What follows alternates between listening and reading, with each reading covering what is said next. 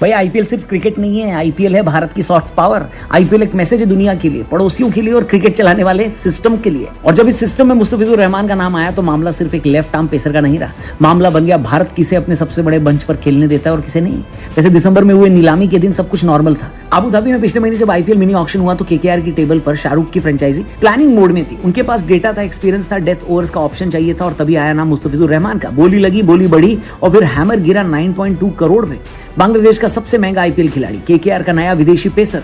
उस पल तक ये सिर्फ एक क्रिकेट की कहानी थी, लेकिन भारत में कुछ कहानियां मैदान के बाहर लिखी जाती हैं और बस तभी से शुरू हो गया सवालों का दौर। पहला सवाल, क्या बांग्लादेशी खिलाड़ी आईपीएल खेल सकता है? नीलामी के तुरंत बाद ये सवाल उठा कि क्या बांग्लादेशी खिलाड़ियों को आईपीएल में खिलाना चाहिए। खेल मंत्रालय के सूत्रों ने साफ कहा कि भारत की स्पोर्ट्स पॉलिसी में बांग्लादेश पर कोई आधिकारिक रोक नहीं है, रोक सिर्फ पाकिस्तान पर है। बीसीसीआई के अधिकारी भी बोले सरकार की तरफ से कोई निर्देश नहीं है, फैसला बीसीसीआई का है। यानी टेक्निकली मुस्तफिजुर की एंट्री वैध थी, यानी लीगल। लेकिन आईपीएल सिर्फ रूल बुक से नहीं चलता, आईपीएल ग्राउंड रियलिटी से चलता है और ग्राउंड रियलिटी चिक चिक कर कहती है कि बांग्लादेश में हिंदुओं के खिलाफ हिंसा चरम पर है। नीलामी के कुछ ही दिनों बाद खबरें तेज होने लगी।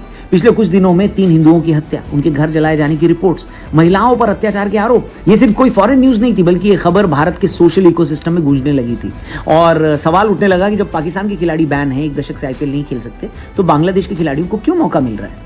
मामला साफ था, बीसीसीआई के दरवाजे तक ये मैटर पहुंच चुका था और इस बीच इस पूरे विवाद में केकेआर पब्लिकली चुप रही, लेकिन फ्रेंचाइज के भीतर पैनिक मोड था। 9.2 करोड़ का cost, squad planning disrupt, replacement मुश्किल और image damage. IPL franchise business होती है, लेकिन भारत में बिजनेस सेंटीमेंट से ऊपर नहीं चलता। मगर लगातार दबाव के बाद बीसीसीआई ने इंटरवेंशन किया। रिपोर्ट्स के मुताबिक बीसीसीआई सचिव ने केकेआर को साफ आदेश दिया कि मुस्तफिजुर को रिलीज किया जाए। ये कोई रिक्वेस्ट नहीं थी, ये डायरेक्टिव थी। यहीं से कहानी का सबसे बड़ा संदेश निकला, आईपीएल में कौन खेलेगा ये सिर्फ ऑक्शन में तय नहीं होता, ये भारत तय करता है। इस फैसले से केकेआर को 2 लेवल पर नुकसान हुआ। पहला, क्रिकेटिंग नुकसान, क्योंकि उनका एक प्रूवन लेफ्ट आर्म पेसर बाहर हो गया और एक डेथ ओवर्स का ऑप्शन उनके हाथ से निकल गया। दूसरा नुकसान, 9.2 करोड़ का एक बड़ा हिस्सा रिकवर नहीं होगा।